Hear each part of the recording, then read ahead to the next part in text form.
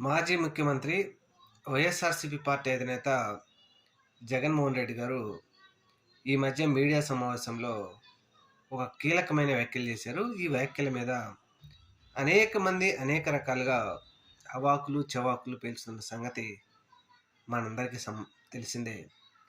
ఈ విషయం మీద తెలంగాణ మాజీ మంత్రి బీఆర్ఎస్ పార్టీ నేత జగదీష్ రెడ్డి గారు కూడా ఒక కీలకమైన వ్యాఖ్యలు చేశారు.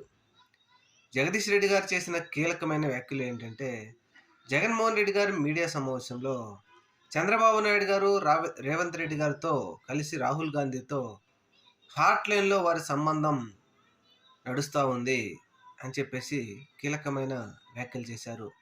ఈ హాట్ లైన్ అనే ఒక పదం మాత్రం సంచలనం సృష్టించింది.